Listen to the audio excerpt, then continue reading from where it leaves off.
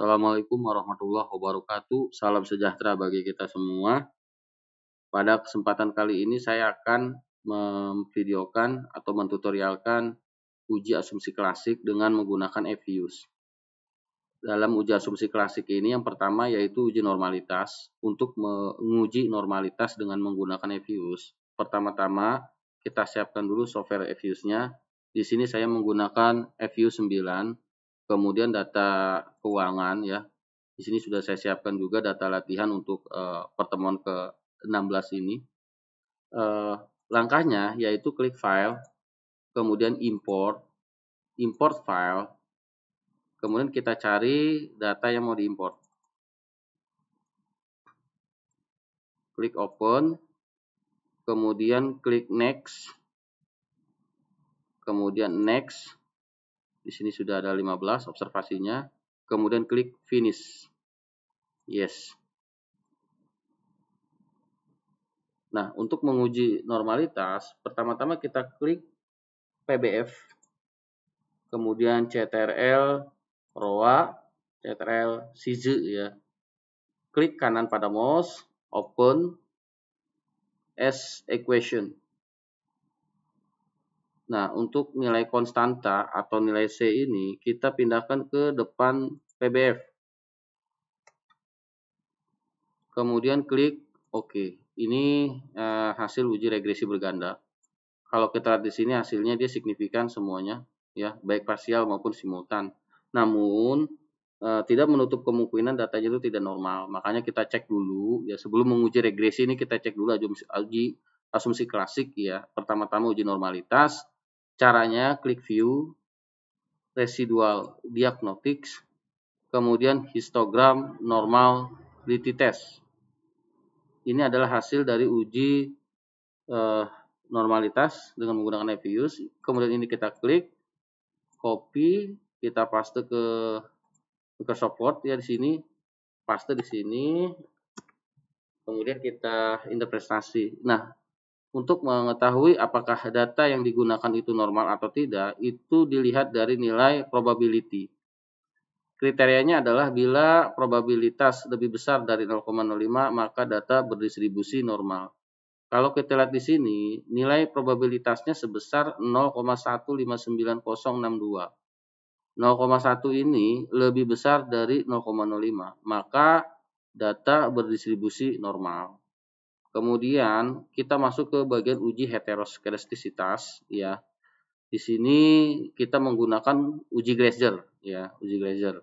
Caranya bagaimana? Pada FViews ini kita klik view, kemudian kita klik residual diagnosis, kemudian kita klik heteroscedasticity test ya. Cari tulisan Glaser. Nah, Glaser ditulis, klik OK.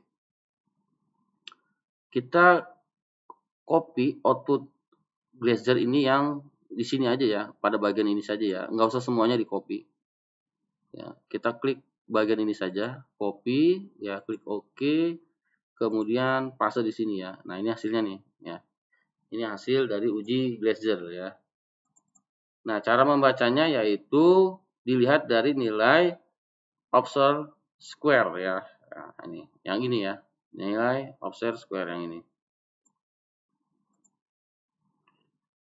Berapa nilainya? Nilainya yaitu 0,3278. Nah, sebagaimana kita ketahui bahwa dalam Glaser itu bila nilai Glaser ya atau probabilitasnya lebih besar dari 0,05 maka tidak terkandung heteros. Nah, karena nilai probabilitas chi-square-nya itu sebesar 0,3278 yang artinya dia lebih besar dari 0,05 maka tidak terkandung gejala heteroskedastisitas. Artinya uji Glaser ini sudah lolos. Kemudian kita lanjut ke uji selanjutnya yaitu uji multikoloneritas.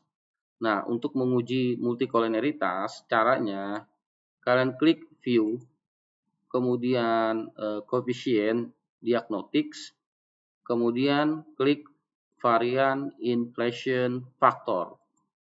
Ini adalah hasil uji multikoloneritas, ini di copy ya. Klik OK, pindahkan ke Microsoft Word ya untuk diberikan interpretasi.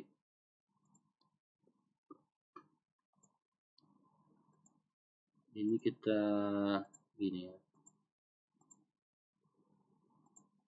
Nah, cara bacanya yaitu dilihat dari nilai FIF. Kriterianya adalah nilai FIF yang dihasilkan harus lebih kecil dari 10.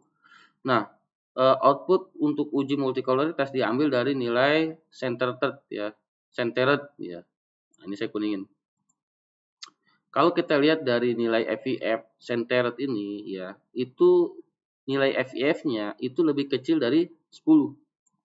Nah, karena nilai FIF ini kurang dari 10, artinya ya tidak terdapat multikolonialitas ya. Karena nilai ROA dan SIZE ini nilai FIF-nya kurang dari 10.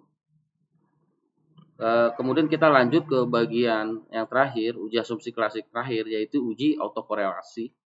Di mana dalam uji autokorelasi ini saya menggunakan uji Bruce Godfrey ya, atau disebut dengan Lagrange multiplier ya. Aduh susah ya bacanya ya. Kriterianya yaitu apabila nilai probabilitas lebih besar dari 5%, maka tidak terjadi autokorelasi. Nah, untuk menguji autokorelasi dalam Fuse ini, caranya kalian klik View, kemudian Residual Diagnostics, kemudian Serial Correlation LM Test, klik, kemudian klik OK. Nah, ini output uji autokorelasi dengan menggunakan uji Bruce Godfrey ya, Bruce Godfrey. Ini di copy ya, jangan semuanya ya di copy. Kita yang poin-poin pentingnya aja gitu ya. Kemudian paste di sini, ini udah saya paste ya, ini hasilnya ya.